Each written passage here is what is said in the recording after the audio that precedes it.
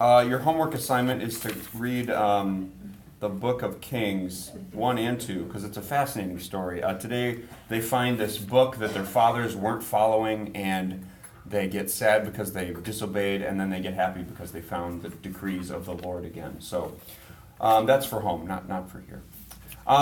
Jesus says in the gospel today, by their fruits you will know them. And he's talking about looking at good fruit versus rotten fruit. And sometimes Jesus talks to us in other words that are in the Gospels. Do people pick grapes from thorn bushes? And to me, it just sounds like he's saying, "You dummy! Why you got a thorn? Why are you looking for grapes in a thorn bush? What do you think you're doing?" So when you go to the plant, you need to go to the plant and expect the fruit that you're going to the actual plant. You're not going to go to a thistle plant and expect to get a fig. So this takes a lot of discernment. So, but he doesn't say anything about eating it, or he doesn't say anything about staying away.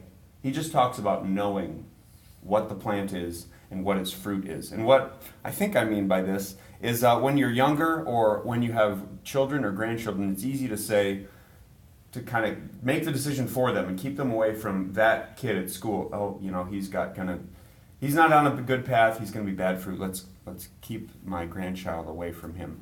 But as we get older and as we grow more experienced and things get more complicated, we need to use discernment so that we can look at the plant and know what to do with it.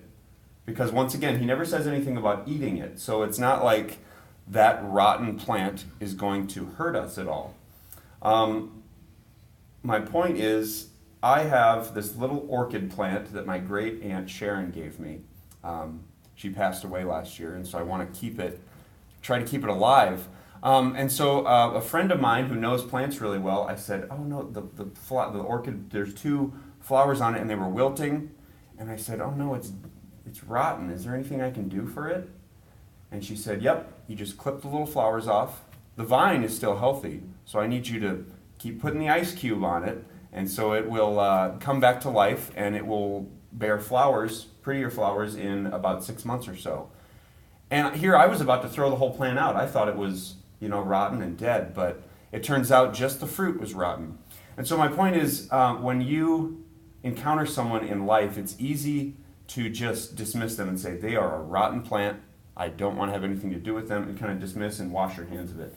But that's why it takes discernment because we are, I would hope we're all good plants and we're all bearing good grapes and good fruit here, we can also water and help prune and help bring back to life the vines that are rotten fruit of other people in our lives. So maybe it's a family member who's, lost their way. Or maybe it's a coworker who, isn't on the right path. It's easy for us, and we need to take discernment, because sometimes we do need to step back and say, this person is not a good influence on me. But in other times, you have more life a living plant has more life in it than a rotten plant. And so that life is much more powerful than that rotten decay. And so sometimes you can be the good plant that is going to spread life to that rotten plant. Because at the end he says, every tree that does not bear good fruit will be cut down and thrown into the fire. We don't want that for anyone.